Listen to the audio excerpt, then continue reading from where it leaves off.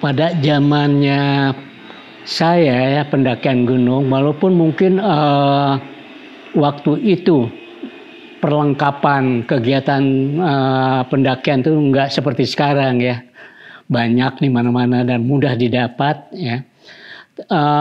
Mungkin karena apa ya, para pendaki dulu itu sebelum menyenangi kegiatan, atau melakukan pendakian gunung, itu tuh berbekal pengetahuan tentang teknik hidup terbuka dulu. Jadi, lebih utamanya atau, diawalinya dengan, menggali dulu pengetahuan tentang, teknik hidup dalam terbuka. Nah, untuk yang zaman, sekarang ini, milenial ini, para pendaki, ya maaf mungkin khususnya buat para pendaki pemula, eee, dengan segala kemudahannya ya, dan, juga tanpa, wawasan pengetahuan, karena sesuatu yang dia inginkan untuk perlengkapan pada khususnya mudah didapat, dia dia mengabaikan tentang, wawasan pengetahuan teknik hidup dalam terbuka. Jadi kalau saya lihat mereka banyak yang tidak, punya basic, tentang pengetahuan teknik hidup dalam terbuka yang akhirnya salah kaprah. Jadi, banyak dimudahkan, tapi dia tidak tahu untuk masalah, sesuatunya yang harus dia lakukan atau dia pakai gitu di lapangan. Ya, berkaitan dengan faktor alam dan lain sebagainya gitu. Ini juga perlengkapan peragaan sebetulnya, peralatan peragaan di mana, sistem menyusun, barang bawaan yang harus kita bawa tuh sejauh mana ya. Jadi ada susunannya. Misalnya yang, teringan di bawah gitu ya, untuk makanan di tengah, dan yang terberat seperti tenda dan sebagainya di atas gitu. Jadi, dengan adanya ransel transparan yang kami sengaja buat ini, itu untuk, memberikan wawasan tentang, packing yang baik, cara packing yang baik. Jadi di sini kelihatan mereka. Dan pada saat, kita memperagakan ini, ya apa aja, di dalamnya ya kita susun seperti misalnya adanya, perlengkapan yang akan dia ketahui nanti, misalnya ini tenda gitu ya. Ya ini tenda, ini perlengkapan, makanan ya.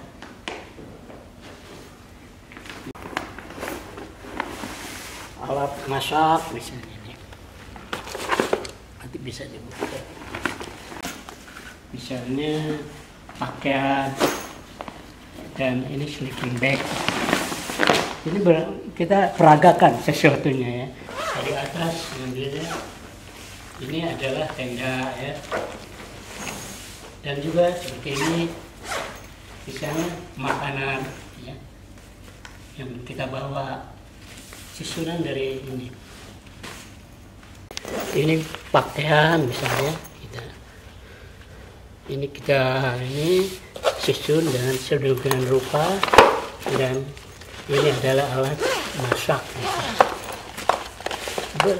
macam-macam ya, alat masak dan alat bantu makan.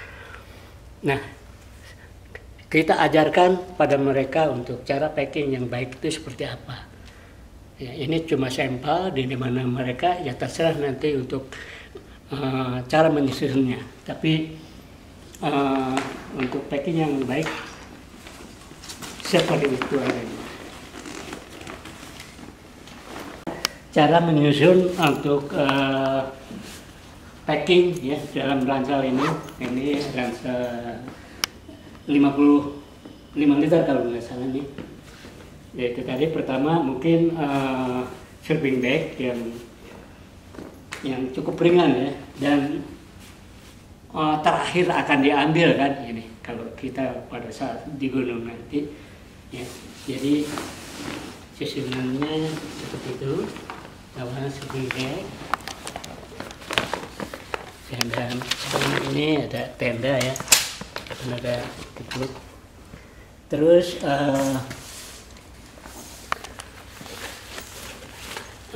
pakaian ya,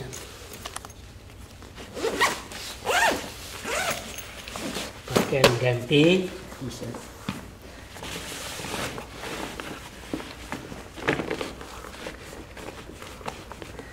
Terus alat masak ini ya, jadi susunan yang di tengah ya, harganya setelah dua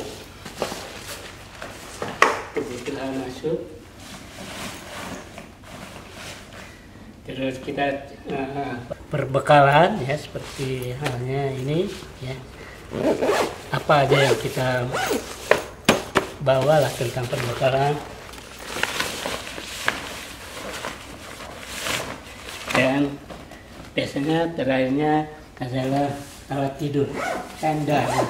Karena mungkin juga ini akan dipakai dari awal akhir dari perjalanan dalam saat pendakian menuju camp. Jadi yang akan kita bangun untuk masalah perlindungan. Ini tenda ya, ini ada trekking pole juga.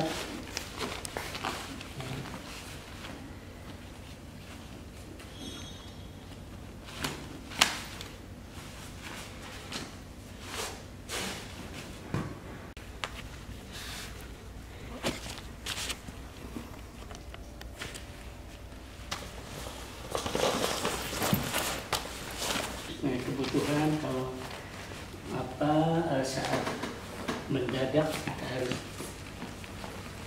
pakai. Untuk alat-alat lainnya, untuk yang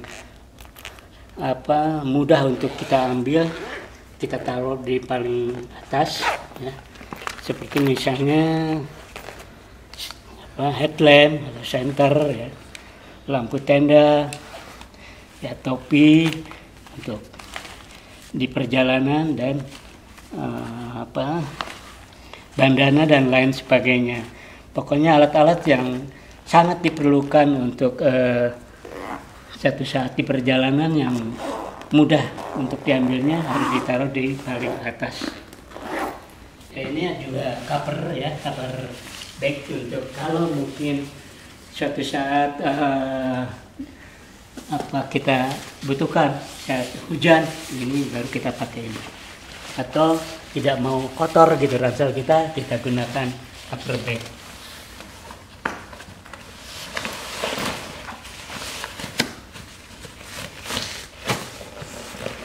Untuk supaya ransel terlalu terjaga dari kebersihan dan kemungkinan terkena hujan ya.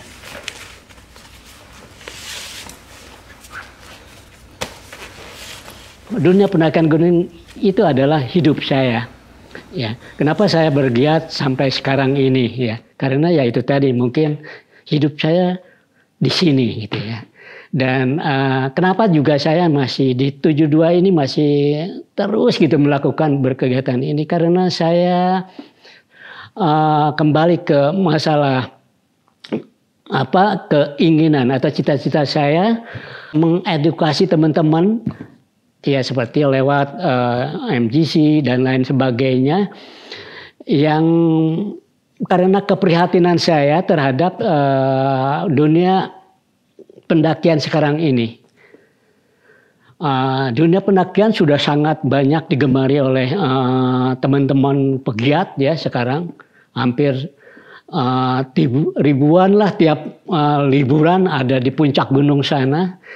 Tapi ternyata ya dengan adanya teman-teman menyenangi kegiatan alam terbuka saat ini, alam pun terusik ya, terusik dengan adanya kerusakan dan juga kotornya khususnya gunung-gunung ya. Jadi seperti gunung itu tempat buang sampah gitu. Nah, saya sangat prihatin dengan kondisi alam gunung sekarang. Makanya sampai sekarang dengan niatan saya berkegiatan di alam terbuka dan berbagi ilmu dengan teman-teman untuk membawa mereka agar bisa menjaga alam. Nah, kalau kita bisa menjaga alam, tentunya alam akan jaga kita, gitu ya. Nah, untuk itu sampai sekarang saya terus untuk bergiat. Ya mungkin sampai hayat saya mungkin ya. Ya saya akan berusaha memberikan edukasi kepada teman-teman agar jadilah pendaki yang baik, karena walaupun bagaimana berkegiatan di alam terbuka khususnya dalam bidang pendakian gunung, alam itu tempat berguru, alam itu dapat mengajarkan kita dalam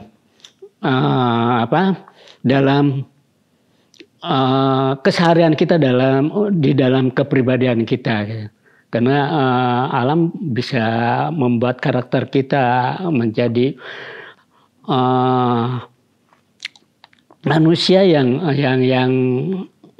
dapat memahami bahwa kita belajar dari alam dan alam adalah guru kita.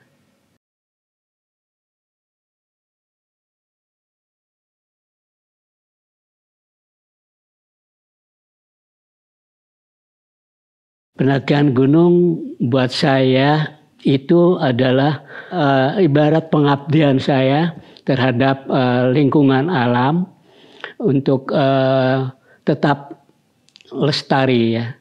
Karena gunung itu banyak mengandung makna buat saya ya, di mana gunung bisa membuat jiwa dan karakter saya menjadi sekarang ini, dan juga